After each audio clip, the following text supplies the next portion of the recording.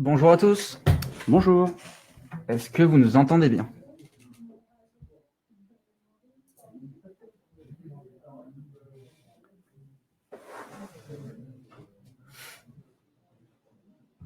À la limite, je ne sais pas ce que tu en penses, mais je vais prendre ça pour un oui. On va attendre quelques minutes pour laisser le temps à tout le monde de nous rejoindre. Je pense que d'ici 35, on aura commencé.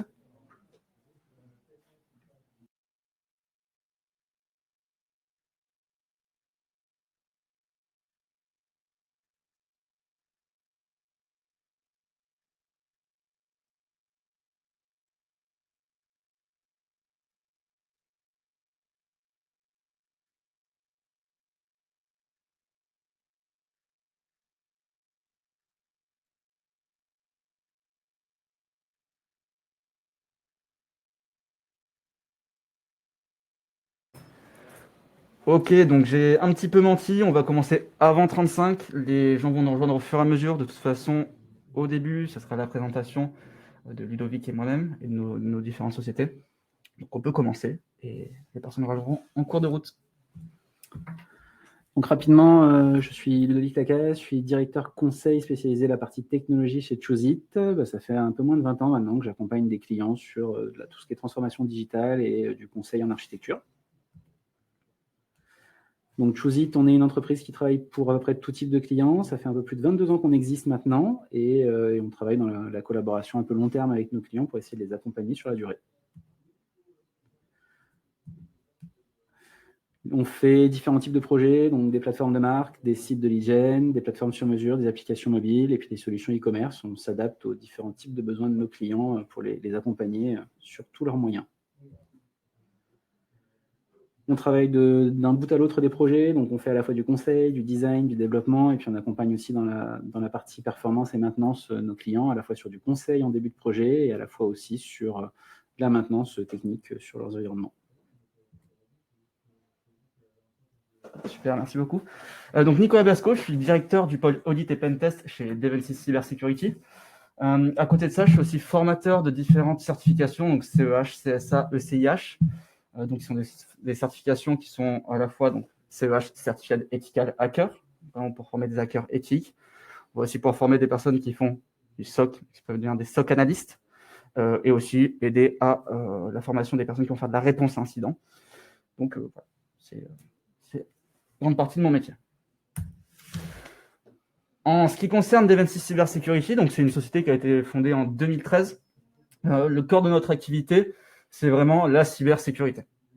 Dans ces activités, on regroupe 4 sous-activités qui vont être bien entendu l'audit et le pentest, donc vraiment aussi l'analyse de risque, le test d'intrusion dans lequel on va vérifier que vos systèmes sont robustes et qui sont à l'épreuve, qui sont robustes face à nos pentesters, face à nos hackers éthiques. On a aussi toute la partie production qui va être donc vraiment du projet, mise en place de solutions de gestion d'identité, mise en place de solutions cloud sécurisées, mise en place aussi tout simplement de matériel on-premise. On vous accompagne aussi sur une solution qui s'appelle le SOC as a Service. Donc, on va venir vous accompagner sur la gestion, la remontée d'alertes sécurité.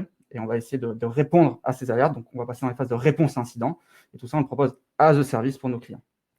Bien entendu, on propose aussi la formation. Je l'ai présenté juste avant. Et l'idée, c'est de vous accompagner avant, avec l'audit, pendant, avec toute la partie prod, et après, avec la détection des incidents, avec le monitoring de votre réseau, et aussi, bien entendu, parce que l'humain reste quand même la chose essentielle dans une entreprise, avec la formation. Sur la droite, il y a quelques-uns de nos clients. L'idée, ce n'était pas de tout exposer, mais de faire une petite présentation rapide. Est-ce qu'on a... Bon, on peut réellement commencer. Juste avant, j'allais oublier les chiffres, c'est important. Donc, on a fait 3,5 millions d'euros de chiffre d'affaires en 2020. Ce qui est intéressant, c'est qu'on a une croissance qui est assez constante depuis pas mal d'années. Là, on a pris 84% de moyenne par an. C'est assez important de notifier. Au niveau des collaborateurs, on a mis 33 plus parce qu'effectivement, on est 33 à l'heure actuelle, mais on est sur des grandes phases de recrutement. Je place ça là. Mais surtout, ce qui est vraiment le plus important, c'est que dans notre équipe, on a plus de 50% des équipes qui sont des experts certifiés. La majorité des employés, la majorité des collaborateurs sont des techniques et qui essaient toujours de montrer et de proposer à leurs clients les meilleures solutions. Donc les solutions qu'on propose, c'est les solutions qu'on a pen-testées, qu'on a vraiment testées en profondeur, toujours dans l'idée de proposer la meilleure solution à nos clients.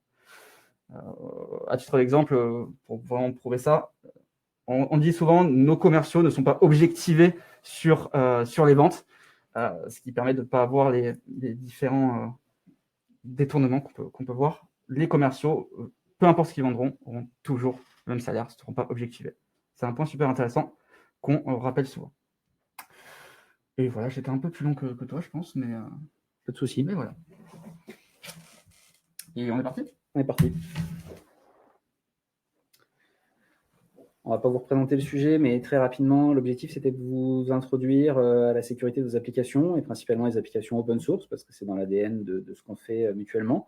Donc, c'était de vous présenter les risques que vous pouviez avoir, et puis aussi les solutions qu'on peut y apporter, de manière assez générique. Ce n'est pas quelque chose de spécifique à chacun de vos besoins, mais ça doit pouvoir s'appliquer à peu près tous vos projets.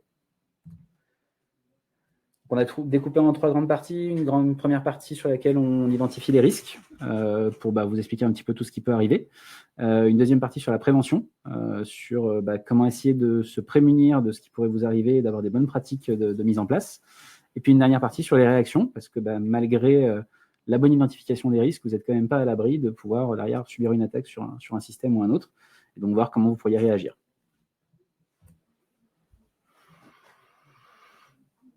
Alors, la première question qu'on s'est posée, c'est quels sont les risques et vulnérabilités qu'on va rencontrer le plus souvent ? Déjà, commençons par identifier certains facteurs de risque, certaines vulnérabilités, pour nous dire par où est-ce que nous, par exemple en tant que pentester, nous rentrons le plus souvent. Le premier, concrètement, c'est l'erreur humaine ou l'erreur de conception. Ça arrive à tout le monde de faire des erreurs, c'est normal, et nous, on va essayer de s'engouffrer dans ces erreurs-là. Je suis le premier à faire des erreurs. Si jamais on ne trouve pas de vulnérabilité logicielle, si on ne trouve pas d'erreur de conception, ce qu'on va attaquer, ce n'est pas le logiciel en lui-même. C'est vous. C'est vous. Parce que le social engineering, l'ingénierie sociale, qu'on va appeler la manipulation, c'est quelque chose qui marche très bien. Des fois, décrocher le téléphone, ça peut être fatal. Autre chose dont on parlera juste après, le patch management. On le sait que c'est compliqué de gérer les mises à jour, on le sait que c'est toujours quelque chose qui peut être oublié, mais attention, comme on le sait, on va essayer de l'exploiter. Et enfin, le manque de visibilité. À la fin de beaucoup de projets, on demande aux clients « Qu'est-ce que vous avez vu sur nos actions ?» Concrètement, on est rentré partout. On leur demande « Qu'est-ce que vous avez vu ?» Le client nous dit « Rien. C'est dommage, on a eu accès à la base de données. » Et là, ce manque de visibilité, ça peut être un facteur de risque monstrueux qui peut causer des énormes soucis. Qu'est-ce que ça va causer comme souci ? Tous ces points qu'on peut voir à gauche. Ça peut être du vol d'identifiant, de la fuite d'informations, la compromission classique d'un site, de l'indisponibilité, ou alors le défacement. Sans parler, bien entendu, des crypto-lockers, de tout ça, qui vont vous demander des rançons. Sur les impacts, le but, c'est pas d'être exhaustif. D'ailleurs, sur les facteurs de risque non plus, c'est juste de présenter certains facteurs de risque, certaines vulnérabilités qu'on voit souvent. Mais concrètement, l'impact peut être ça dépendra juste de l'imagination de l'attaquant, s'il arrive à rentrer.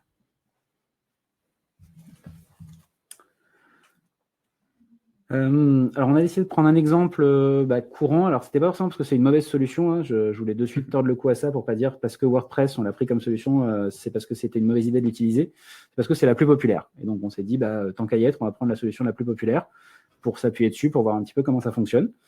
Il y a une première chose où on se dit, tiens, je vais utiliser un CMS, un outil de gestion de contenu. Et je ne vais pas me poser de questions parce que si j'utilise WordPress et que c'est le plus populaire dans le monde, finalement, il n'y a aucun souci parce que il y a bien quelqu'un qui a fait correctement son travail et qui a sécurisé le noyau de WordPress. C'est plutôt vrai, c'est plutôt juste. Vous pouvez vous dire qu'en utilisant une solution qui est très populaire, ça marche plutôt bien de se dire qu'elle a dû être bien faite. Mais il faut quand même se tenir au courant d'un certain nombre de choses. La première info qui était importante, c'est de se dire que WordPress ne supporte que la dernière version d'un point de vue mise à jour. Donc, ça veut dire que si vous n'êtes pas sur la version 5.7, qui est la dernière qui est sortie, a priori, vous n'aurez pas de mise à jour. Donc, ça ne les empêche pas de pouvoir faire des mises à jour de sécurité sur toute la version 5, qui date quand même d'il y a quelques temps. La sortie de la version 5 doit dater de 2017. Donc, ça fait quand même un bon paquet d'informations.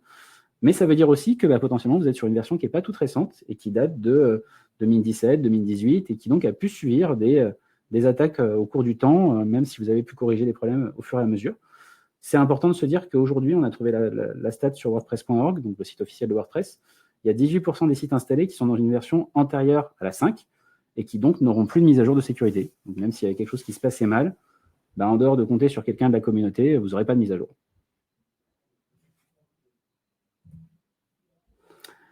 Ensuite, vous utilisez WordPress, donc vous êtes content de la partie socle, mais en général, quand on utilise ce genre de module, vous allez installer des plugins. Voilà. Donc, on a trouvé un petit site qui était intéressant, qui s'appelle I Love WordPress, donc ilovewp.com, qui a pris la peine de venir référencer 20 000 plugins sur les 55 000 qui existent. Travail de fourmi qu'on n'a pas forcément eu le temps de faire en détail. Donc, on s'est appuyé là-dessus pour récupérer un certain nombre d'informations, mais c'était pertinent parce que sur les 20 000 sites les plus récents qui ont été mis en place, il y en a 18% qui n'ont jamais été mis à jour. Donc, vous avez des plugins qui ont été développés, on va dire, ces 2 dernières années et que jamais personne n'a mis à jour. Donc, quelqu'un l'a publié, mais derrière, qu'il soit bien ou pas bien, plus personne l'a modifié. Il y en a 52% qui ont moins de 20 installations. Ça veut dire très peu de personnes qui l'utilisent, ce qui veut dire que personne ne se serait peut-être aperçu s'il y avait un problème. Donc, ce n'est pas négligeable. Et 57% qui n'ont jamais été évalués par des utilisateurs. Donc là aussi, c'est quand même pertinent de se dire que sur les 20 000, il y en a plus d'1 sur 2 qui n'ont jamais été évalués. Ça ne veut pas dire qu'ils ne sont pas bien, mais ça veut dire que personne n'a jamais mis de retour dessus.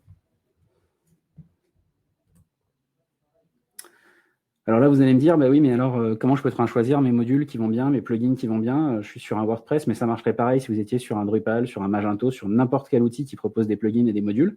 Vous allez voir, vous appuyez sur un certain nombre de règles pour venir choisir vos modules, pour faire la différence entre celui qui potentiellement présente des failles et que vous ne verriez pas venir et celui qui va être potentiellement plus sécurisé. Ça ne veut pas dire forcément qu'il l'est, mais en tout cas, le choix que vous avez à faire par rapport aux critères qu'on a mis là, ça va vous sécuriser plus que si c'était le contraire.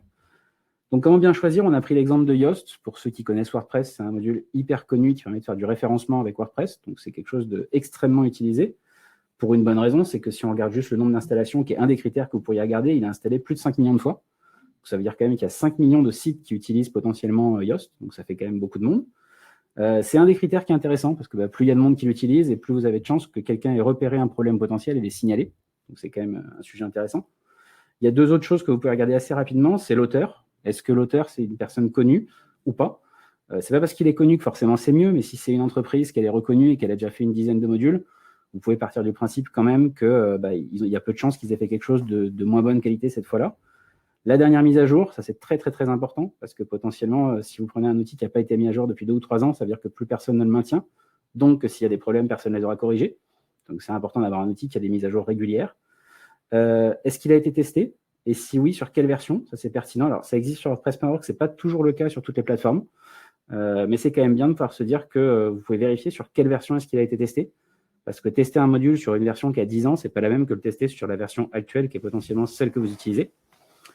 Le rating, alors ça, c'est quelque chose de très subjectif. Je le regarde parce que ça me donne une indication, mais il faut y faire très attention.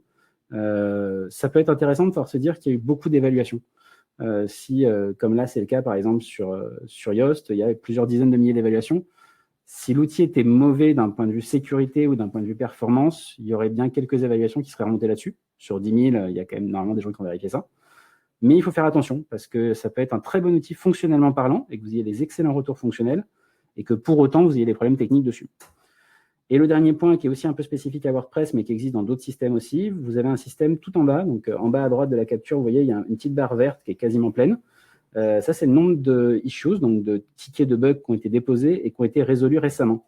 Alors là, j'apporte juste une petite attention là-dessus, c'est que c'est ce qui a été résolu ces 2 dernières semaines.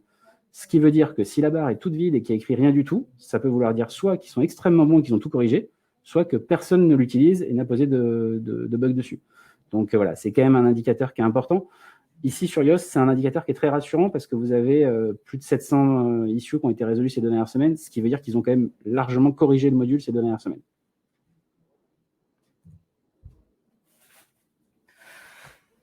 Alors, la petite question qu'on entend très souvent, c'est « T'es gentil, Nico, mais pourquoi est-ce que moi, je me ferais pirater ?» Concrètement, peu importe la taille, on se rend compte que toutes les entreprises sont une cible. Quand on parle d'une attaque, on distingue 3 points. Une attaque, c'est un ensemble d'une vulnérabilité, d'une méthodologie et d'un but. S'il n'y a pas ces 3 points qui sont réunis, il n'y a pas d'attaque. Donc, effectivement, vous ne faites pas pirater. Le problème, c'est que la vulnérabilité, on a pratiquement toujours une. La méthodologie, en fonction de la typologie d'attaquant, c'est justement ce qu'on appelle les sources de menaces, il y en aura une. Et l'objectif, c'est ce qu'on voit en dessous. Ça peut être plein de choses. C'est pas parce que vous n'êtes pas une grande entreprise que vous ne stockez pas de la donnée client, bien que j'en doute, qu'on ne peut pas vous utiliser pour rebondir sur des plus grosses cibles. Imaginons que vous êtes un prestataire qui travaille avec une grande société. C'est bien. Vous êtes un prestataire, vous avez peut-être accès à l'infrastructure de la grande société.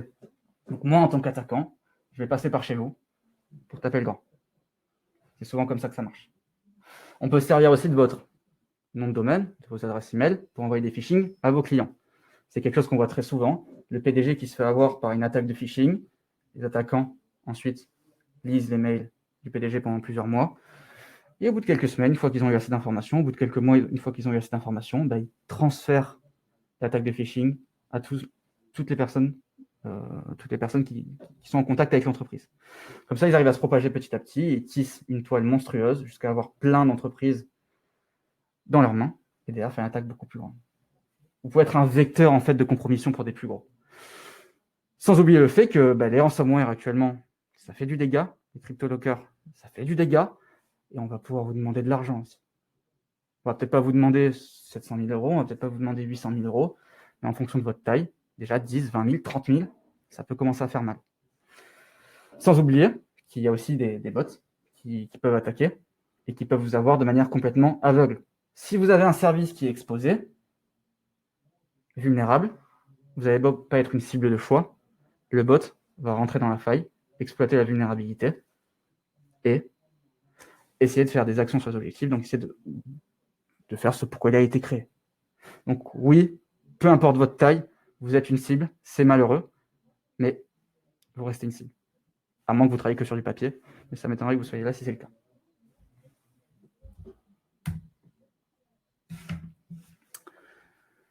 Donc, si on reprend l'exemple de tout à l'heure sur l'outil qu'on utilisait, on se pose la question des mises à jour. Enfin, on en a parlé déjà un petit peu sur les mises à jour du corps, les mises à jour des modules.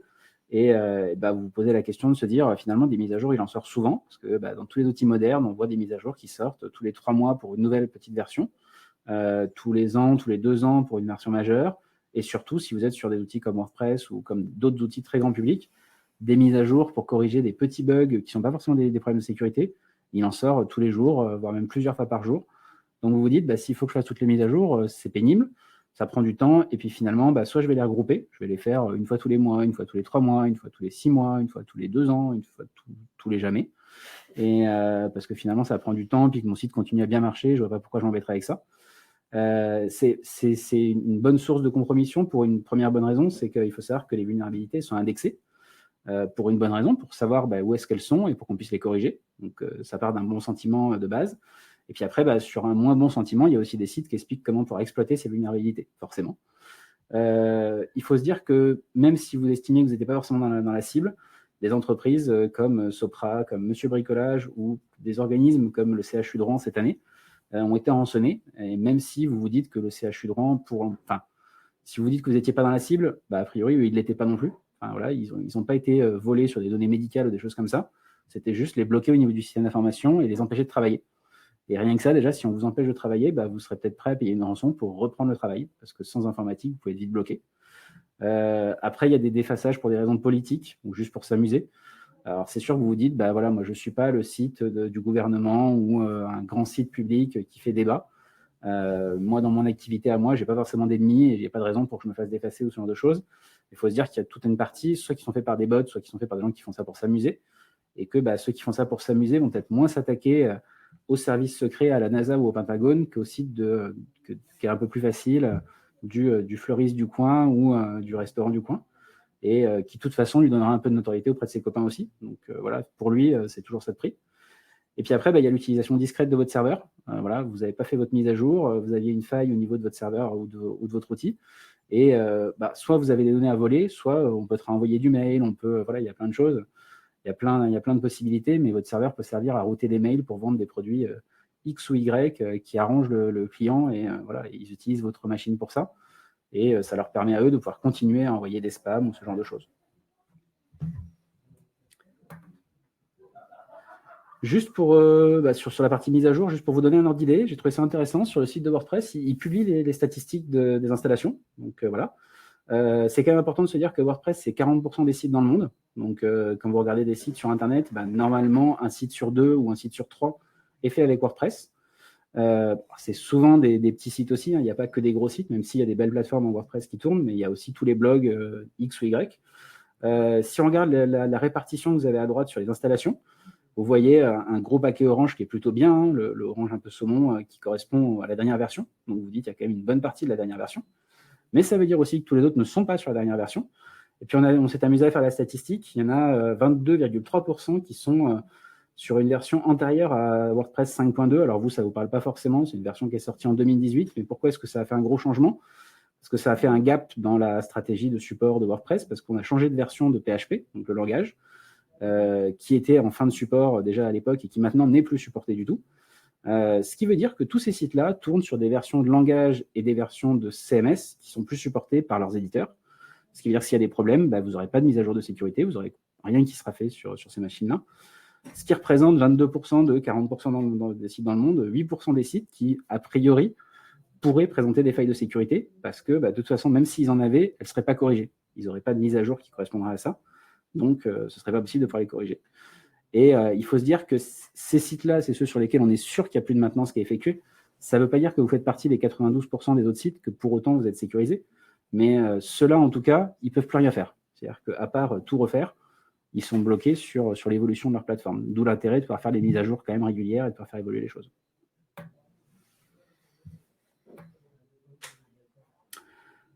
On entend souvent aussi nos clients qui nous disent moi j'utilise un framework, par exemple Symfony. On a pris aussi un exemple très populaire. C'est pas non plus pour dire que Symfony c'est moins bien que les autres pour la sécurité, hein. On a aussi pris l'exemple du plus populaire.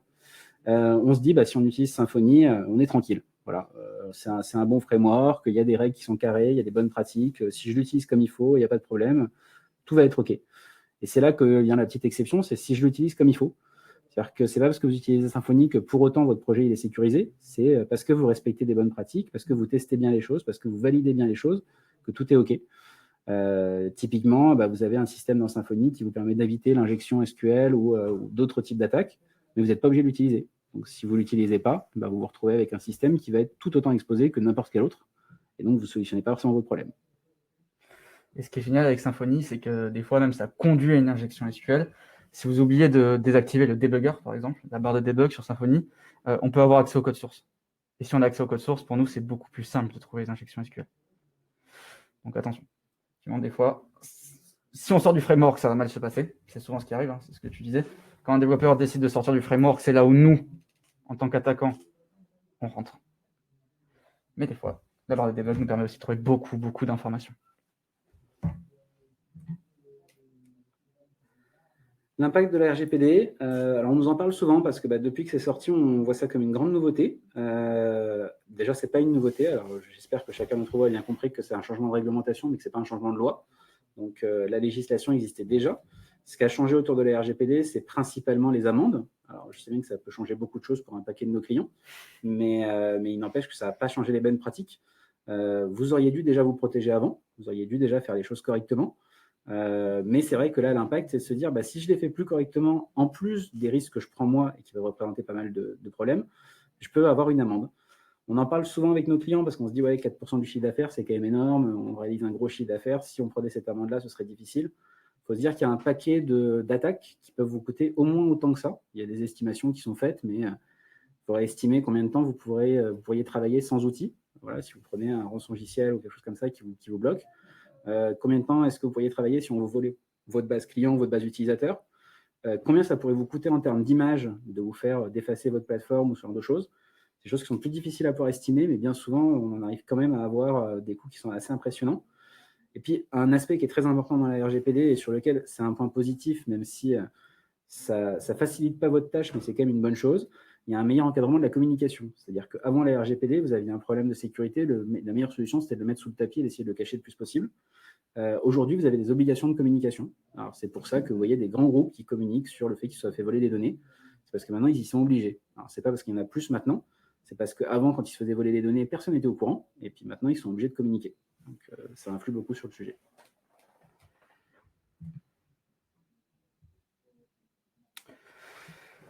Allez, maintenant, on va passer aux parties prévention. L'idée, ça va être de réduire les risques qu'on a pu voir, tout ce qui pourrait mal se passer au maximum. Et pour ça, il y a des techniques très simples. Déjà, Le choix des modules. Alors, on en revient un petit peu à ce qu'on s'était dit précédemment, et vous allez me dire, là, on a vu que sur WordPress, quand même, il peut y avoir des soucis. On ne va pas utiliser WordPress, on va utiliser autre chose. On va partir sur Drupal, on va utiliser un autre CMS, ou finalement, là, vous m'avez dit que Symfony, ça pouvait craindre, alors on ne va pas faire du Symfony, on va utiliser autre chose. C'est pas ça la bonne réaction à avoir. Enfin, voilà, c'est pas parce que vous voyez une faille sur WordPress ou parce que vous voyez une faille sur Symfony que pour autant l'outil est mauvais. Ce qu'il faut retenir, c'est que il faut le maintenir. Voilà. Il faut quand même essayer de partir plutôt sur une solution populaire, parce que moins la solution sera populaire, et plus vous aurez l'impression d'être protégé, parce qu'il y aura moins d'attaques et moins d'informations, mais moins vous aurez aussi d'informations de quand il y a un problème. C'est-à-dire que si demain vous développez votre CMS dans votre coin, si vous êtes hacké, vous serez le seul à être au courant. Et si finalement vous n'êtes pas au courant, vous n'en pourrez jamais parler. Vous continuerez d'être hacké pendant des années et vous le verrez sûrement jamais. L'avantage d'utiliser une solution très connue comme un WordPress, un Symfony ou autre, c'est que dès qu'il y a un problème, il y a des gens qui s'en aperçoivent. Et donc, c'est corrigé assez rapidement. Alors, peut-être pas toujours assez, mais en tout cas, c'est corrigé. Là où votre solution à vous, vous allez rester avec votre problème pendant des années, vous n'en apercevrez sûrement pas, et vous allez donner des informations aux hackers jusqu'à temps que vous aperceviez qu'ils ont interagi avec vos données ou vos clients et que ce soit déjà beaucoup, beaucoup trop tard. Donc, c'est très important de faire ce qu'il y a là-dessus. Après, il y a un truc qui est très important aussi sur les modules. C'est pas parce qu'ils sont populaires ou parce que vous en avez entendu parler, parce qu'il y a beaucoup de monde qui les utilise ou parce que vous les trouvez bien d'un point de vue fonctionnel, qu'il ne faut pas les vérifier. Et c'est toujours important de pouvoir derrière revérifier les modules. Même si vous utilisez un module très connu, ça ne coûte pas grand-chose de venir vérifier si au niveau sécurité, il est quand même propre ou pas.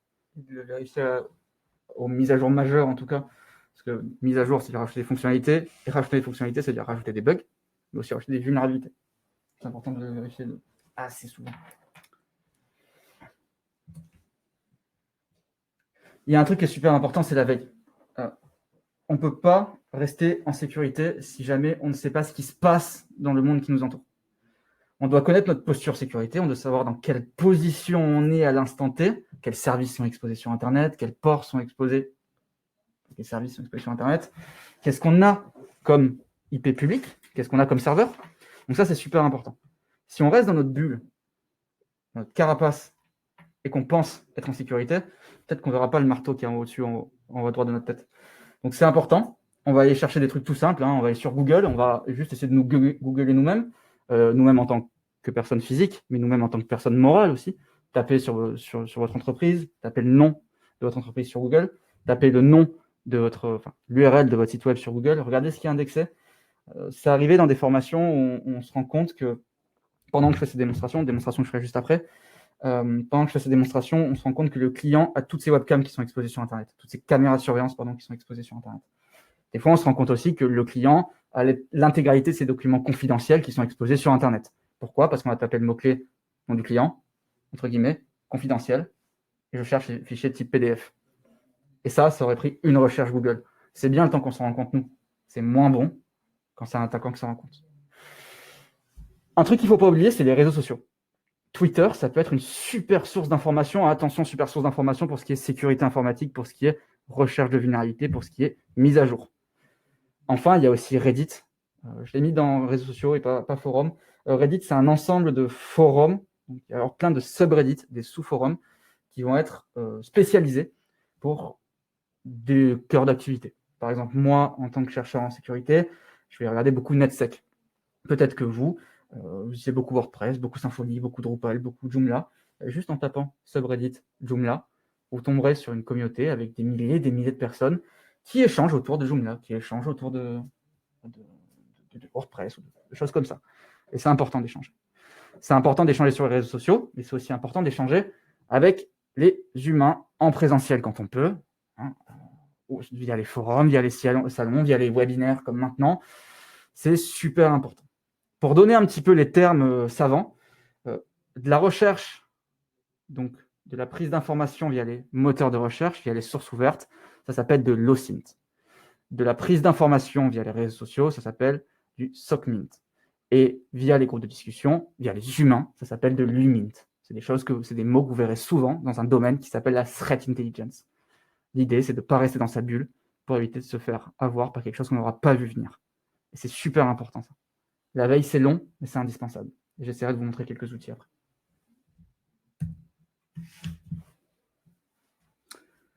On s'est posé une question aussi, c'était finalement, on est bon, on s'est bien calé sur la partie environnement de production, on a tout bien calé, on a fait nos pentests, on a bien sécurisé les choses, on est assez sûr de nous. Bon, malgré ça, on pourrait quand même être attaqué, mais en tout cas, on est assez sûr de nous.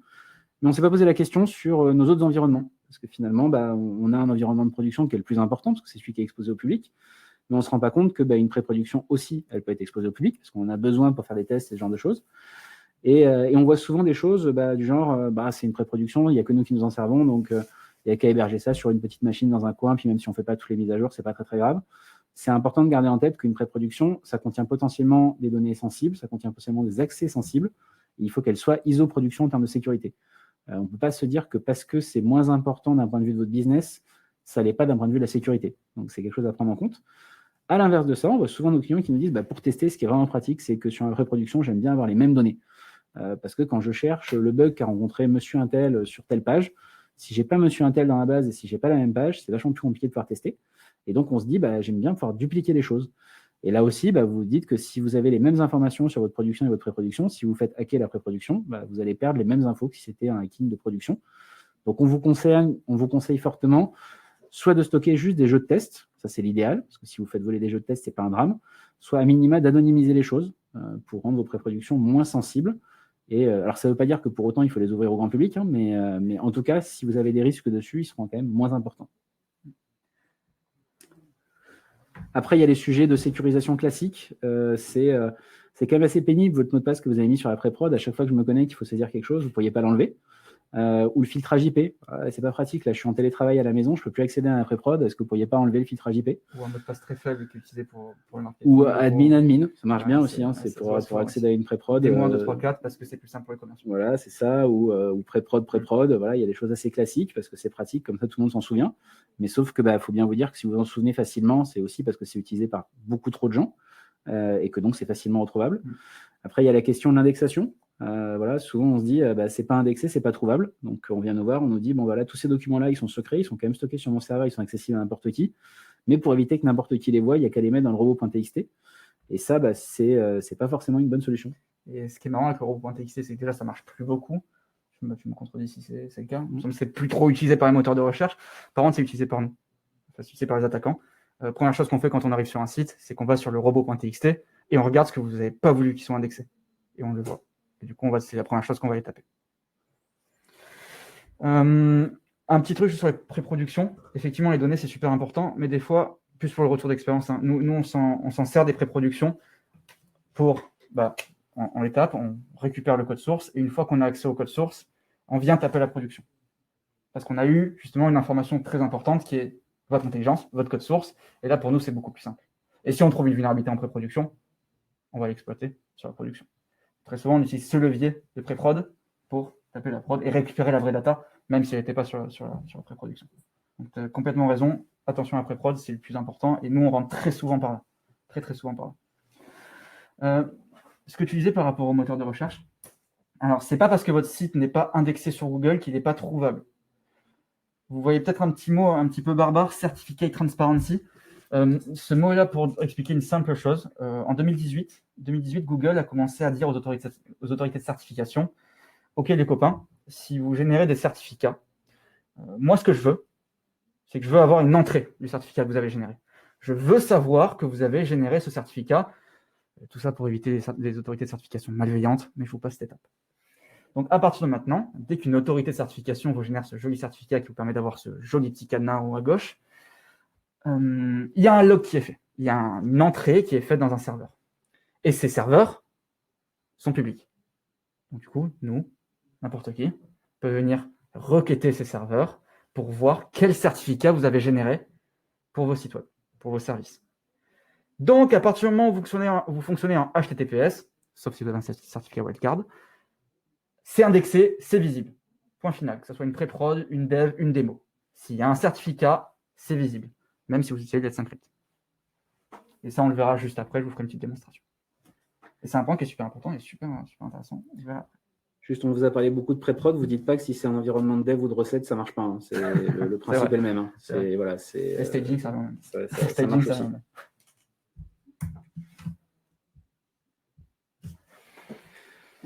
Là, on est plus sur le choix des prestataires. Alors, c'est facile de pouvoir se dire, il faudrait mieux en choisir un bon. Voilà, donc ça, c'est le premier conseil qu'on peut vous donner, mais il ne va pas être simple à pouvoir mettre en place. Il y a des choses que vous pouvez demander. Une première chose qui est importante, c'est tester votre serveur, vérifier que votre serveur, au moment de la mise en ligne, il n'y a pas y avoir de soucis. On a souvent les problèmes de performance parce qu'il y a aussi toute une partie des attaques qui consiste juste à faire du déni de service ou des choses comme ça, qui permettent juste que vous ne soyez plus en ligne, ce qui est tout autant pénalisant pour vous. Mais si votre serveur ne répond plus parce qu'il y a trop d'attaques, ce genre de choses, c'est aussi un problème. Ça passe aussi par la sécurisation des flux et des informations qu'il y a sur votre serveur, mais voilà, il ne faut pas l'oublier parce que vous n'aurez pas forcément de failles, mais vous aurez potentiellement des services qui sont plus accessibles. Après, il y a demander les normes de qualité appliquées. Alors, on voit souvent, nous, quand on parle de sécurité, on a souvent un document de sécurité qui fait 50 pages, que soit le client nous envoie en nous disant, voilà, ça c'est mes guidelines, il faut les respecter. Soit nous, on nous demande d'envoyer à peu près le même, donc qui fait 50 pages aussi, que personne n'ira jamais. Ni celui que vous nous envoyez, ni celui que nous, on enverra. Voilà, parce que c'est pas très intéressant. Et puis finalement, c'est trop générique. Ça parle pas vraiment de votre projet à vous, ça parle pas vraiment de ce qu'on va faire. C'est plein de bonnes guidelines. Hein. Je dis pas forcément que c'est pas des bonnes choses, c'est une bonne chose de pouvoir y réfléchir. Mais je trouve que c'est quand même une meilleure chose de pouvoir les appliquer à votre projet. Donc, de pouvoir demander à avoir quelque chose qui soit spécifique un peu à votre besoin. Donc, il peut y avoir des choses génériques, hein, comment est-ce qu'on sécurise correctement un serveur, des flux, enfin, il y a des choses qui sont un peu plus classiques. Mais il y a surtout, qu'est-ce que vous allez appliquer pour moi? Parce que c'est bien beau de se dire que vous faites de la sécurité dans votre entreprise, mais ce n'est pas forcément la même sécurité que pour toutes les entreprises qu'il y a autour. Donc, c'est un peu spécifique à avoir. Prévoir de faire passer une société spécialisée dans la sécurité. J'ai précisé entre parenthèses, pas celle qui fait le développement. Voilà, alors nous, on fait du développement. On a souvent des clients qui viennent nous voir à la fin du projet et qui nous disent, est-ce que vous pourriez faire un audit de sécurité? Et alors, j'ai la mauvaise habitude de répondre aux clients, c'est bon, c'est bien. Il me dit, mais comment vous pouvez déjà répondre maintenant? Je dis, parce que vous nous demandez de savoir si le travail qu'on a fait, il était bien, c'est pas à nous de le juger. On ne peut pas être jugé parti. Donc, si vous voulez faire un audit de sécurité correct, ne le faites pas faire par les gens qui ont fait le travail.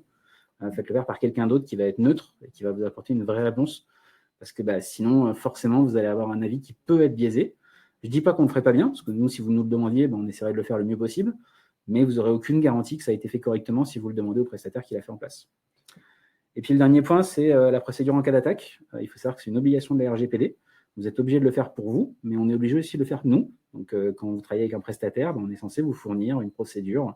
Si jamais il y avait une attaque, comment est-ce qu'on réagirait et comment est-ce qu'on peut vous accompagner à ce moment-là? Parce que c'est aussi l'intérêt de passer avec un prestataire, c'est qu'il puisse vous accompagner. Puis j'aime bien la dernière petite phrase, c'est la confiance n'exclut pas le contrôle. Voilà, c'est pas parce que vous avez l'impression que c'est bien fait, que ça fonctionne bien et que vous êtes satisfait du travail, que pour autant, il ne faut pas venir vérifier aussi les aspects de sécurité, parce que vous serez très déçu de votre prestataire si vous vous rendez compte dans 6 mois que vous avez fait voler votre base client, même si tout fonctionnait bien et que votre business marchait très bien. Donc, il vaut mieux le faire dès le départ que s'en rendre compte trop tard. Et je précise, on parle de prestataires et d'agences de développement, ça vaut aussi pour l'éditeur. On a tous plein de solutions qu'on utilise en interne, et n'hésitez pas à leur demander des justificatifs, n'hésitez pas à leur demander s'ils ont fait telle ou telle action. Les éditeurs, c'est important.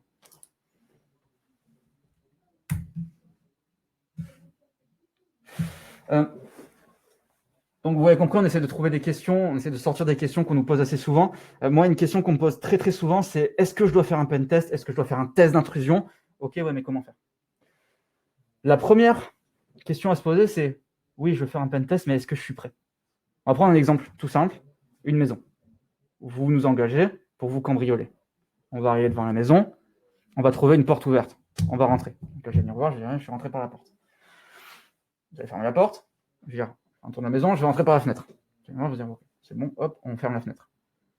Pareil, on continue comme ça, on fait le tour de la maison et à chaque fois, à la fin, on commence à arriver sur des trucs vachement intéressants. On commence à dire, bon, là, votre porte, c'est du bois, il faudrait passer sur une porte blindée. Super. Est-ce que ça n'aurait pas été plus vite de prendre une société pour faire un audit ou une analyse de risque qui aurait fait le tour une fois de votre maison et qui vous aurait dit, là, ça va pas, là, ça va pas, là, ça va pas, là, ça va pas. Et ensuite, on vérifie que tout a bien été implémenté en faisant un pen test. Sans oublier qu'il faut aussi identifier le risque. D'où le fait que l'analyse de risque peut être plus pertinente qu'un pen test directement. Avant d'essayer de rentrer dans votre maison avec un marteau et un burin, on va peut-être déjà faire un tour pour vérifier que la porte est blindée. L'autre question à se poser, c'est pour quelles raisons? Alors, bien sûr, il y a des raisons qui sont beaucoup plus nobles que d'autres. Hein. Il y a des raisons qui vont être je veux à tout prix avoir la certification. OK. Et d'autres raisons qui vont être je veux m'assurer que la sécurité de mon système d'information, de mon applicatif, de mon produit va permettre de garantir une certaine sécurité à mes clients. Donc, il peut y en avoir plusieurs. Ça peut aussi être celle que j'aime bien, c'est si vous travaillez dans un service IT, où la direction, elle est peut-être un peu frileuse à l'idée de faire d'investir de l'argent dans la sécurité, on ne va pas se le cacher. Des fois, le pentest peut être un effet de levier assez important. Ça fait 6 ans, 7 ans que vous dites à vos supérieurs, il faudrait mettre de la sécurité. Ils ne vous écoutent pas. Ah ouais, mais on pourrait se faire défoncer. Ils ne vous écoutent pas. Là, il y a une prestation de pentest qui arrive. On rentre comme pas possible. On récupère les données d'administration, on récupère les données clients, on récupère tout. On laisse un petit fichier sur Active Directory. Vous allez voir votre patron. Là, ils ont été gentils. Et bizarrement, en sortant en plus de RGPD, bizarrement, l'effet de levier, il est assez violent. Et ça fonctionne. Donc, il y a plein de raisons différentes, mais il faut vraiment se poser la question de quelle est la bonne raison, quelle est la raison pour laquelle je fais un pentest. Pas juste pour voir ce qui va se passer. Sinon, c'est pas utile. Je prends encore quelques minutes, 2 petites minutes pour parler de ce slide. Il faut bien différencier la différence entre un scan de vulnérabilité automatisé et un pentest. C'est des choses qu'on voit souvent aussi. Quand on parle de pentest, de test de pénétration, c'est un humain qui a derrière l'ordinateur. On utilise des outils, certes. On utilise des scans de vulnérabilité automatisés, certes, pour nous aider dans le travail, pour nous faciliter le travail, nous permettre d'aller plus loin. Mais un pentest, ce n'est pas juste lancer un scan automatisé, ce n'est pas juste lancer un outil d'analyse automatisé et analyser le rapport. Non, un pentest, c'est des humains qui sont très souvent très bons, créatifs, et qui vont trouver tous les moyens détournés de rentrer. Ça, une machine, avant qu'elle ait cette intelligence, je pense qu'on aurait arrêté de bosser depuis longtemps. Ce qui est important, c'est de définir la position, la vision et les scénarios. Vous pouvez faire plusieurs types de pentest. Un pentest externe, un pentest interne, vérifier que votre réseau est bien segmenté. Vous pouvez aussi avoir une vision black box, grey box, white box. C'est des choses que vous avez peut-être déjà entendues. Black box, on n'aura aucune information sur votre entité à part la cible. Grey box, on aura quelques informations sur la cible. Ça peut être un identifiant. White box, on a toutes les informations comme un administrateur. Et enfin, les scénarios. Comment est-ce qu'on va essayer de rentrer par chez vous? Est-ce qu'on va se dire que là, pour ce coup-là, on va s'autoriser à essayer de rentrer par le serveur Exchange, etc., etc. Donc, vous pouvez très bien avoir un pentest en black box externe, ou alors un pentest en black box interne, ou un pentest en white box externe. Il n'y a aucun problème avec ça. Position et vision. Et là, c'est le point peut-être le plus important, mis à part le côté juridique, mais je passerai vite dessus parce que c'est toujours le moins intéressant, je pense. En tout cas, sur un projet, celui qui prend le plus de temps et qui est embêtant. Le scope et les limitations. Vous allez définir un périmètre avec l'entreprise qui va faire le pentest. Vous allez lui dire, je veux que tu rentres dans mon SI en passant par là. Attention à ne pas définir des périmètres trop restreints. Si vous demandez au meilleur cambrioleur du monde de rentrer dans votre maison en disant, ok copain, tu as le droit de passer que par le trou de souris qu'il y a devant la porte, ou de la petite truc pour faire rentrer les chats. Ça aura beau être le meilleur mec du monde, à un moment, il passe pas. Donc, attention au scope, il faut qu'on reste quand même assez réaliste et qu'on ne dise pas juste « Est-ce que tu peux taper sur cette IP, s'il te plaît, et sur ce service ?» Non, ce n'est pas logique, parce que derrière, vous avez laissé une porte ouverte. Ce serait dommage de se priver de cette vision. Et je suis obligé d'y passer. Le côté juridique. Attention à bien vous protéger, vous. Attention aux accords que vous passez avec les sociétés. Attention à vos hébergeurs. Certains demandent des accords tripartites. Voilà, donc, accord entre vous, la société et l'hébergeur. Attention au côté juridique. Normalement, la société qui va vous faire le test d'intrusion est quand même assez habituée à ce genre de choses et devrait vous demander ou demander aux différentes parties de fournir les bons documents. Et voilà. Bon, on rebondit quand même un peu sur l'actualité, parce que certains d'entre vous ont certainement entendu parler d'une petite affaire à Strasbourg où il y aurait eu un incendie. Ça nous permet aussi de pouvoir rebondir sur tout ce qui est perte et protection des données. On a eu pas mal de réactions là-dessus sur j'ai fait un backup, moi on m'avait dit qu'il fallait faire du backup, donc je l'ai fait, il était sur le même serveur que celui où j'avais mon site, et au final tout a brûlé, donc mon backup a brûlé avec mon site. C'est des choses qu'on entend quand même assez fréquemment, et on nous dit maintenant j'aimerais bien pouvoir mettre en place un PRA ou un PCA, et une bonne partie des clients avec lesquels on travaille ne voient pas forcément la différence entre les deux, ne voient peut-être même pas ce que c'est ni l'un ni l'autre. Donc, pour résumer rapidement, PRA, c'est plan de reprise d'activité. Ça vous permet de pouvoir reprendre votre activité en cas d'incident.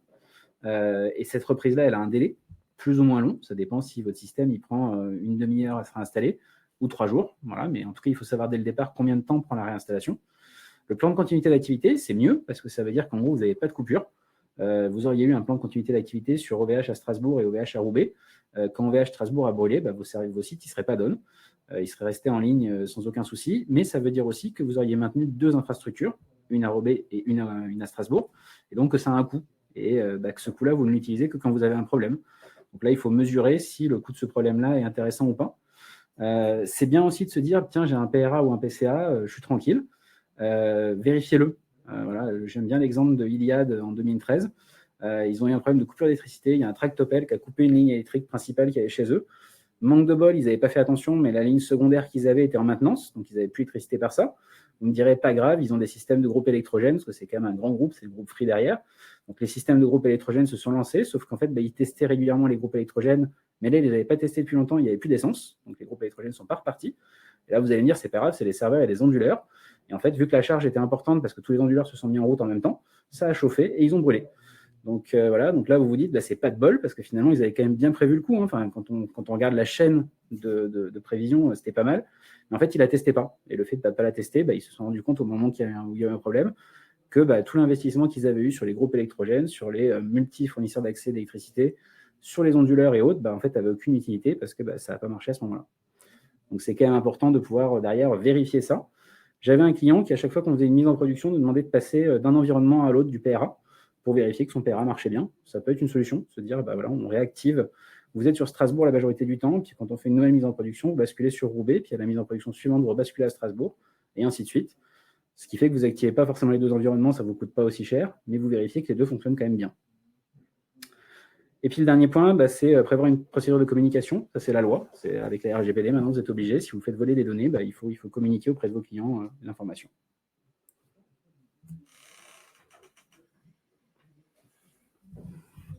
Autre question qui revient souvent, c'est j'ai subi un pen test juste sur mon application, vous n'avez pas trouvé grand-chose de 3 vulnérabilités faibles. Elle est sécurisée, ça devrait aller. Alors, si je vous disais ça, je serais un énorme menteur. C'est pas parce qu'on a passé 10 jours, 15 jours, que votre application est complètement sécurisée. Ce que je vais pouvoir vous dire, moi, c'est oui, effectivement, j'ai mis 3 personnes qui sont talentueuses, qui ont passé 10 jours, donc je peux vous dire que 3 personnes talentueuses pendant 10 jours ne rentreront pas dans votre système d'information. Après, c'est un domaine qui est vachement humain. On trouve des vulnérabilités souvent, même après que d'autres pentesters soient passés. Ça peut arriver, mais effectivement, je pourrais vous dire qu'en 10 jours, nous n'avons pas réussi à rentrer. Attention, je vais rajouter quelque chose. L'application n'est qu'une composante. On n'a pas réussi à rentrer avec le scope qui a été défini.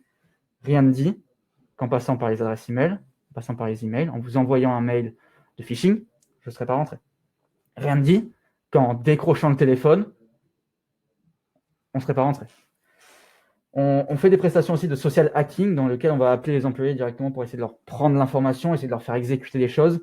90% des fois, ça marche. Donc, je ne pourrais pas vous dire, vous êtes en sécurité. Mais par contre, votre application est correctement développée à l'instant T. Est-ce qu'on n'a pas d'autres serveurs qui étaient exposés? Est-ce que le scope n'était pas peut-être pas trop restreint? Est-ce qu'il n'y aurait pas des choses qu'on aurait pu exploiter pour pouvoir rentrer par un autre biais? Effectivement, comme on l'a fait, par les biais qu'on a utilisés, par le scope qu'on a utilisé, on n'est pas rentré. Ce que je vais vous faire comprendre par là, c'est que l'application, c'est qu'une composante. Si on reste que sur cette composante, on pourra vous dire qu'effectivement, elle est sécure, mais que des fois, juste en décrochant, il y a tout qui tombe. Et à ce moment-là, on attaque depuis l'intérieur, et on se rend compte que depuis l'intérieur, il y a tout qui passe.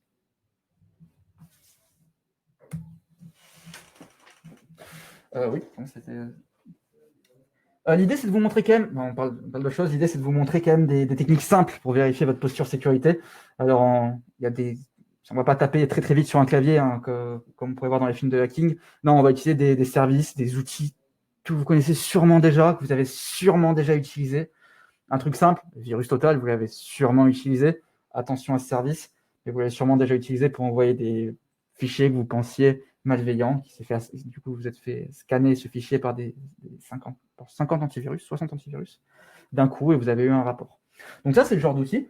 On va pas ma souris. C'est le genre d'outil que vous pouvez utiliser. Shodan, par exemple, que je vais vous montrer juste après, SecurityTrail.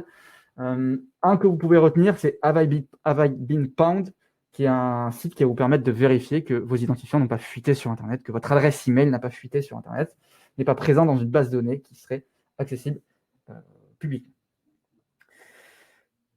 Tout à l'heure, j'ai parlé d'un terme un petit peu savant, OSINT. Mais justement, c'est ça. L'OSINT, on va utiliser tous les petits outils que vous voyez à droite, Shodan, Security Drive, Aristotle, Avaypom, Google et Bing, pour faire des recherches sur des moteurs de recherche. Vous voyez que c'est en répétition avec le troisième point, c'est que nous, on utilise aussi Google, comme vous, mais pas comme vous. On l'utilise avec des mots-clés supplémentaires qui vont nous permettre de trouver telle ou telle URL.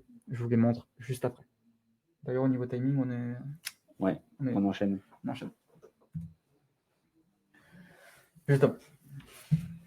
Hop. Alors, pour information, si vous nous avez mis en arrière-plan, c'est le moment de regarder. Moi, sur le webinaire, je mets tout le temps en arrière-plan. Donc, hop. Hop. Merci, Mika. Ok. Donc là, j'ai un site tout simple hein, qui est embêtant, qui s'appelle boring-name.tk. Donc, c'est votre site vitrine. On va dire que c'est votre site vitrine. Il n'y a rien de spécial. On voit que c'est juste un site en HTML. La question, c'est moi, en tant qu'attaquant, qu'est-ce que je vais venir cibler? Alors, concrètement, taper sur votre site principal, c'est du suicide, c'est pas intéressant. Ce que je vais faire, c'est que je vais utiliser un truc dont on a parlé tout à l'heure. C'est que je vais aller voir sur les logs de Certificate Transparency. Certificate Transparency, on peut requêter les logs en utilisant un joli service qui s'appelle crt.sh. Donc crt.sh, je vais taper le nom de domaine de ma cible. Et là, vous allez voir que je vais voir tous les certificats qui ont été générés pour mon site, pour mon service. Et comme vous pouvez le voir, je l'ai généré aujourd'hui. Je ne me suis pas du tout pris à la bourre. Non, c'était juste pour qu'il soit frais. C'est ce qu'on dira. Donc, on voit www.boring-name.tk et preprod.boring-name.tk. Quand on arrive sur www.boring-name.tk, on l'a vu, c'est nul, c'est un site en HTML, on n'ira nulle part. En tout cas, ce n'est pas notre site principal. Par contre, moi, je vais aller voir preprod.boring-name.tk. Preprod, c'est toujours intéressant.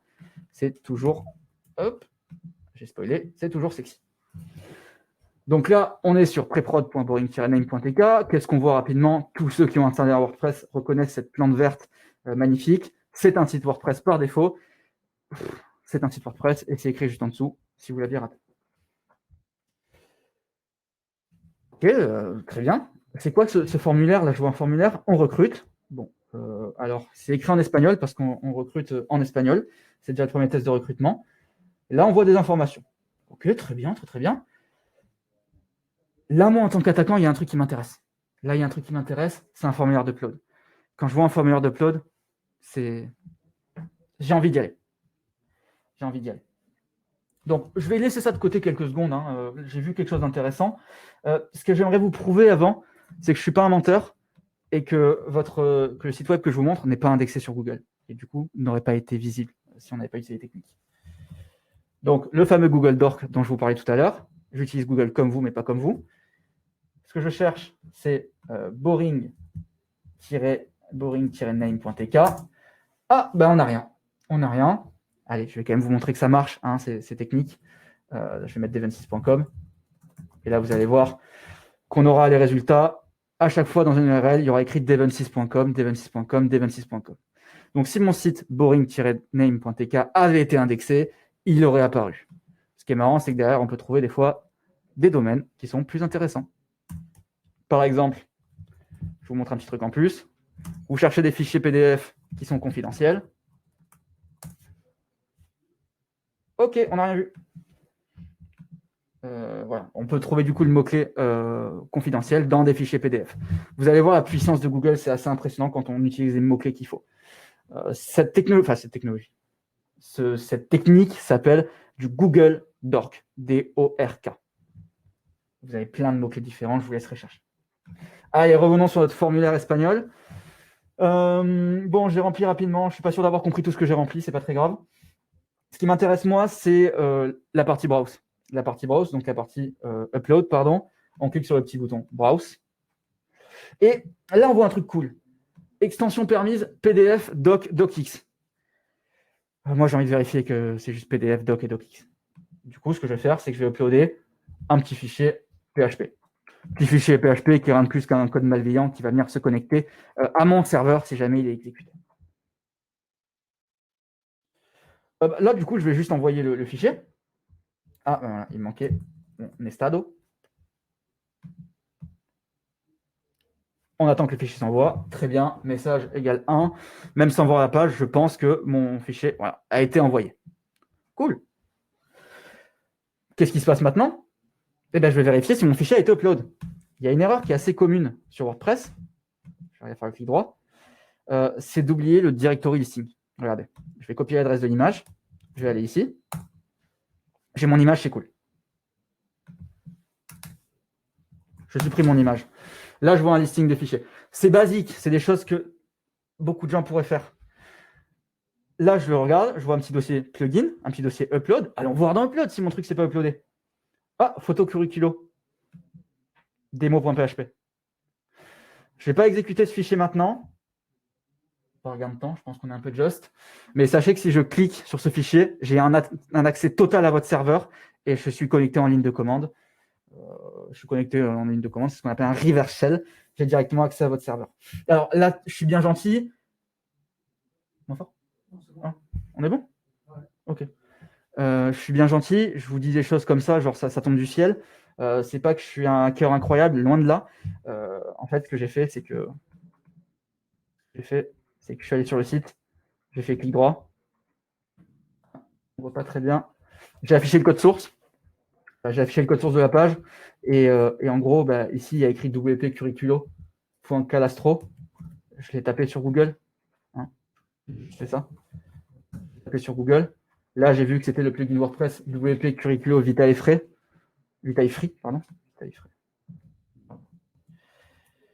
WP Curriculo Vitae, ça suffira. J'ai mis ce mot-clé et derrière, j'ai tapé vulnerability.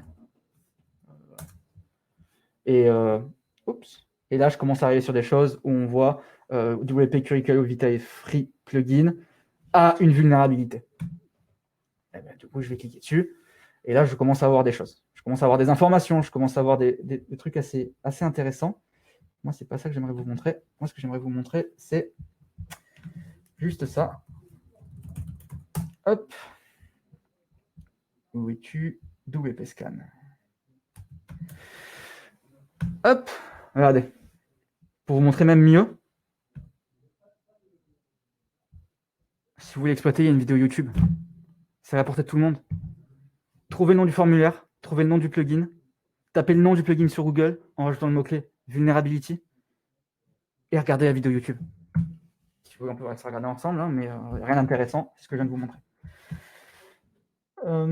Donc voilà, c'était une petite démo rapide. Allez, je t'ai dit qu'on avait le temps, je vous montre quand même que je n'allais pas mentir. Et je vais arrêter le partage et vous montrer ce qui se passe si un attaquant a accès à votre serveur. Hop, partager mon écran. Fenêtre.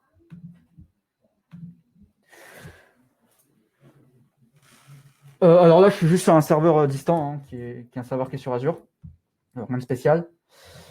Du coup, ce que je vais faire, c'est que vous n'allez pas le voir, mais je vais cliquer sur le fichier que j'ai uploadé. Hop. Juste avant, je vais lancer une petite commande netcat. C'est juste un outil qui va venir écouter les connexions qui viennent, qui va me remonter une connexion via des sockets, tout ce qu'il y a de plus basique. Donc je lance, j'écoute, j'attends. Et là, juste ce que je vais faire, c'est que je vais aller cliquer sur mon fichier que j'ai trouvé tout à l'heure en allant de upload, que je ne vous ai pas montré. Enfin, que je ne vous ai pas montré, je vais juste montrer l'endroit. Hop. C'était dans... Voilà, donc là j'ai lancé. Et normalement, vous, de votre côté, vous avez vu quelque chose. Il s'est passé quelque chose. Il y a des lignes qui sont arrivées. Vous remarquez qu'il y a quand même beaucoup moins de lignes que ce qu'on peut voir dans les films. Et juste là, j'ai accès à votre serveur. J'ai accès à votre serveur. Qu'est-ce que je pourrais faire? On va aller s'amuser. On va aller dans CD, User, Share, CD WordPress. Voilà.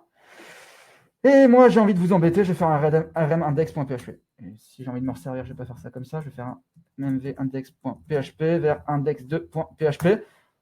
Youps. Très bien, je n'ai pas pensé à vérifier ça. Ça nous montre quelque chose de vachement intéressant. C'est le principe de sécurité, de défense en profondeur. Là, vous voyez, j'ai voulu supprimer un fichier qui vous aurait embêté.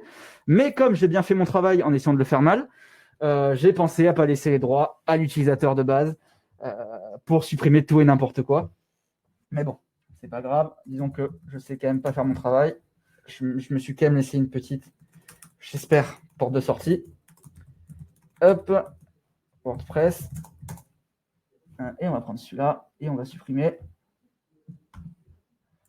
Avant de supprimer, je vais vous l'afficher si vous voulez venir casser mon serveur.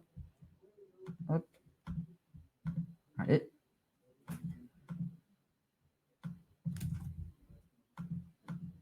Là, je viens d'afficher avant de supprimer le mot de passe de ma base de données. Si vous faites un petit nmap, le serveur est accessible si vous voulez regarder. Si vous faites un petit nmap, vous verrez que mon MySQL est exposé sur Internet, chose à ne jamais faire, ou mon PHPMyAdmin, mais je vous laisse vous amuser. Si vous voulez vous amuser avec, je le laisse dispo pendant encore une heure. Bon, on va le supprimer. Comme ça, au moins, tac. J'espère que je n'ai pas laissé les droits. J'ai pas laissé les droits, c'est bien. Donc, comme quoi, le principe de défense en profondeur, le principe de bien sécuriser une application et de partir du principe qu'une couche pourrait être compromise, ça fonctionne. Voilà. Je supprimerai quand même après, vous le verrez disparaître. Ça va me gonfler sinon. Et voilà pour la démo. On repart sur les docs. Non, c'est bon. Ici. Là.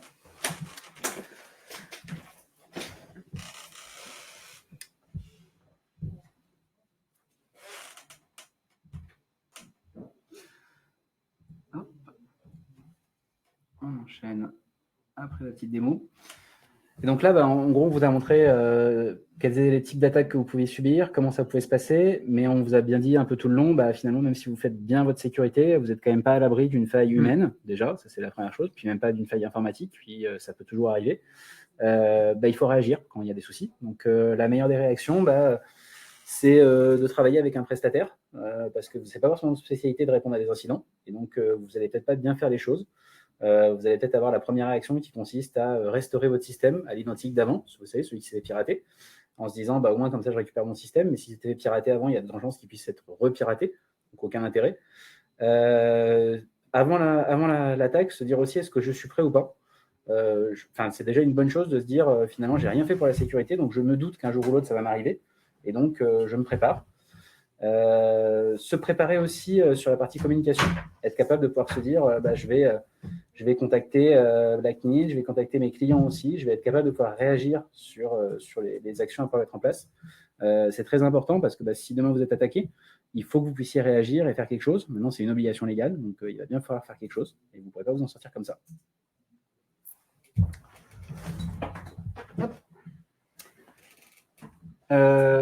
C'était un peu le premier sujet, c'était de travailler avec un prestataire de confiance. C'est quand même un point important parce que si ce n'est pas votre métier, n'essayez pas d'improviser. C'est quelque chose qu'on dit souvent à nos clients parce que si vous ne savez pas faire, vous allez essayer de le faire, vous allez avoir l'impression de bien le faire et malgré tout, vous ne l'aurez pas bien fait. Donc, il vaut mieux être en adéquation avec ce que vous pensez être le mieux à faire. Travaillez votre niveau de sécurité. Est-ce que vous êtes sûr que votre site il est sécurisé ou pas? On s'était dit qu'on ferait un petit sondage, mais on s'est dit que ce n'était pas forcément une bonne chose parce que quand on demande à nos clients, en gros, souvent, ils nous répondent qu'ils ne savent pas. Mais c'est bien déjà de savoir que vous ne savez pas. Voilà, c'est déjà une bonne info de vous dire j'en ai aucune idée. Donc voilà. C'est mieux que de se dire je suis hyper bien sécurisé parce qu'en général, vous avez un côté déceptif quand il y a une entreprise qui passe derrière. Est-ce que vous savez bien comment vous êtes protégé? Voilà, vous vous dites c'est cool, je travaille avec un prestataire qui m'a installé un firewall, je ne risque plus rien. Ça, c'est faut faire attention à ce que vous avez acheté et ce que ça vous garantit. Comment est-ce qu'il va réagir? Voilà, si au moment où il y a un problème, est-ce qu'il va être joignable? Est-ce qu'il va m'accompagner? Est-ce qu'il va essayer de disparaître dans le trou le plus profond du monde pour surtout pas avoir à assumer les problèmes qu'il avait causés? Voilà, ça fait partie de ça. Et est-ce qu'ils partagent bien une partie de la responsabilité? Alors là-dessus, je vous le redis quand même, il y en a un paquet qui vont vous dire que la responsabilité, elle est entièrement prise par le prestataire parce que vous avez signé un contrat où c'était écrit que c'était entièrement sa faute. C'est plus possible dans le cadre de la RGPD. Vous n'avez plus le droit d'être sur une responsabilité qui est entièrement déléguée. Mais par contre, vous pouvez la partager, ce qui veut dire que vous ne serez pas seul à ce moment-là et que votre prestataire, il aura aussi une responsabilité qui sera engagée.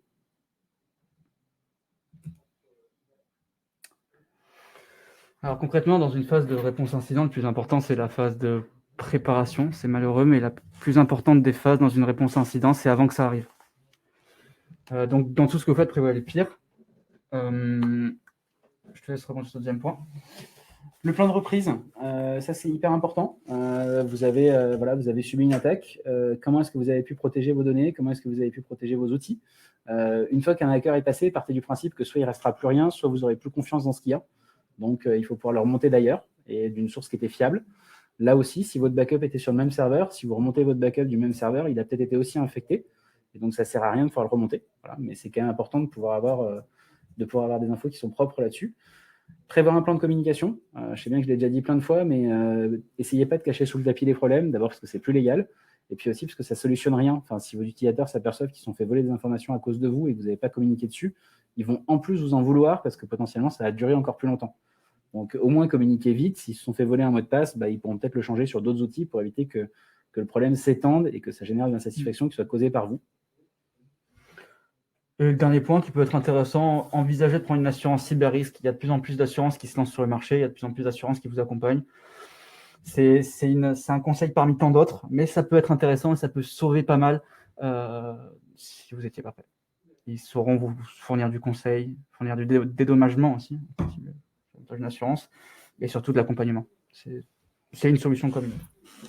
Et puis le dernier point, c'était en cas de doute, contacter la CNIL. Ça, c'est important parce que, alors vous les voyez comme ceux qui mettent les amendes, donc c'est le méchant qui met les amendes, mais c'est pas que ça. C'est aussi celui qui peut vous apporter du conseil, et nous, on travaille pas mal avec eux. Et il faut bien se dire que ça reste un organe de prévention et d'assistance, et ils sont là pour vous taper dessus si vous avez trop fait mal et que vous n'avez pas voulu corriger. Mais en prévention, en tout cas, et en préparation, ils peuvent vachement vous aider, et c'est quand même très utile de pouvoir travailler avec eux.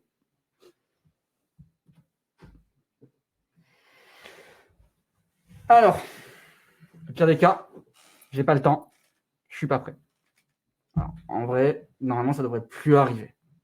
Vous nous avez écouté pendant un peu plus d'1 heure. On a essayé de parler pas mal de choses. Allez, important, une petite to-do list à faire. C'est juste essayer déjà d'identifier votre ou vos prestataires à contacter en cas de problème. Essayez d'identifier aussi vos prestataires actuels. Pensez au papier. Si vous faites chiffrer l'intégralité de vos données, si c'était sur un fichier Excel, il sera chiffré aussi.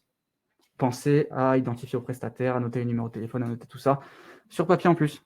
Chaque procédure doit être électronique et papier, c'est beaucoup mieux. Former le DPO, c'est quand même lui qui est votre point de contact. C'est dommage de mettre une personne qui aurait été tirée, comme on en parlait hier, qui a été tirée, pas au hasard, mais plus à défaut. Oh, t'as perdu tes DPO. Non, ça doit quand même être quelque chose qui est important pour vous. Et au moins, rédiger une trame, quelques points qui pourront expliquer comment répondre aux incidents, pas incidents, aux incidents. Ça vous permettra de vous aider si jamais il y a quelque chose de mal qui arrive. Rédiger quelques petits documents. Pas forcément un PRA complet ou un PCA complet, mais au moins quelques documents.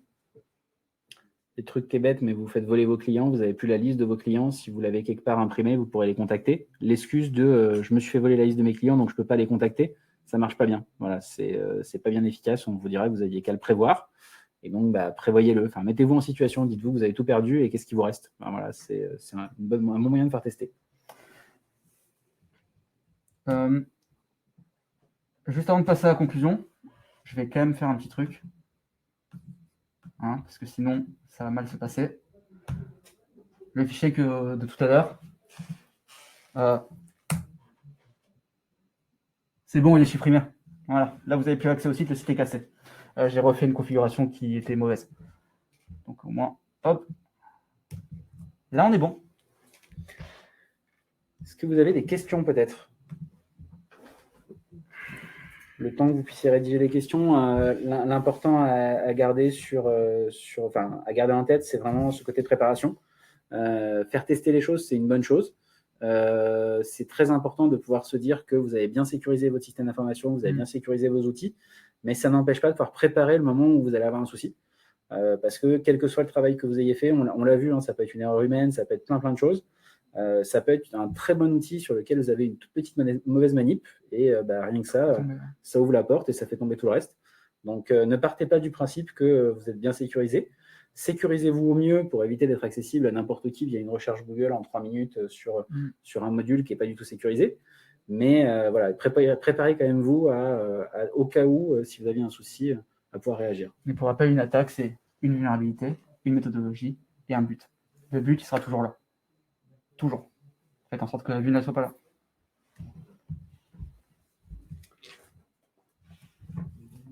Alors, on va essayer de prendre les questions.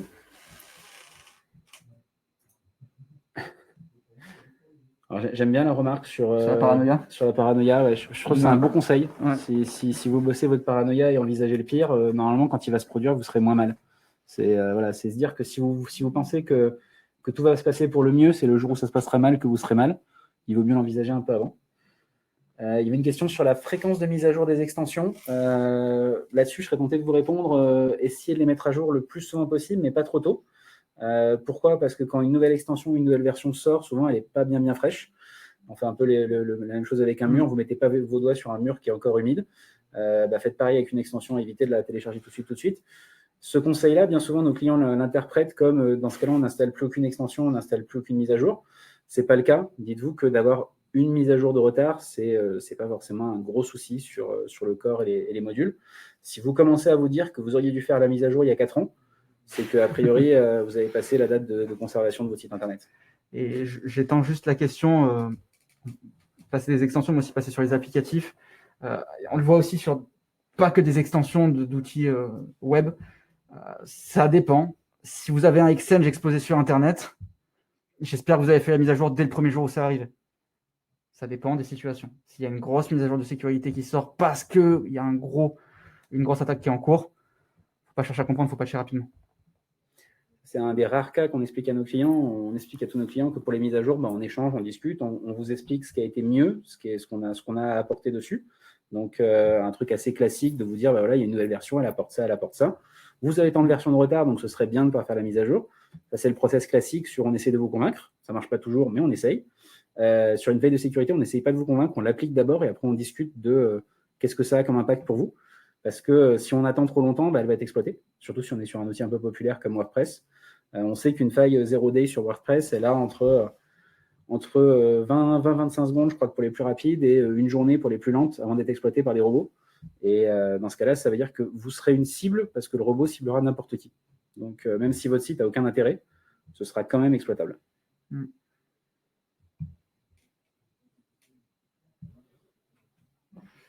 Est-ce que vous avez d'autres questions ? Je crois que tu peux descendre, Mika, un petit peu.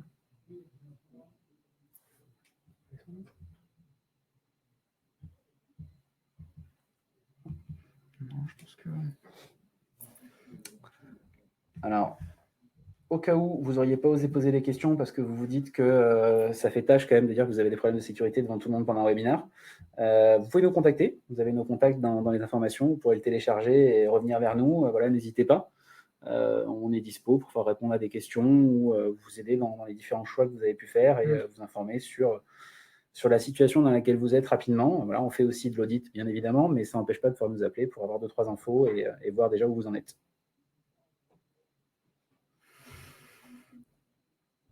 Bon.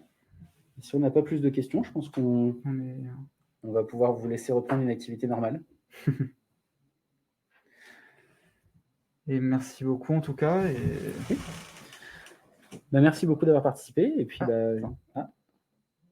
Cette présentation sera dispo en ligne, je crois que oui, si je dis pas de... Oui, elle sera téléchargeable sur le site de... On me dit en régie qu'elle sera téléchargeable. Voilà, donc elle sera disponible sur nos plateformes, sur nos sites internet et aussi sur Webikeo. Cool. Donc, si vous voulez le télécharger, il n'y a pas de souci.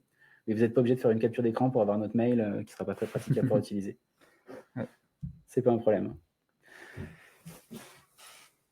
Merci beaucoup et puis n'hésitez pas si jamais vous avez besoin, on reste disponible.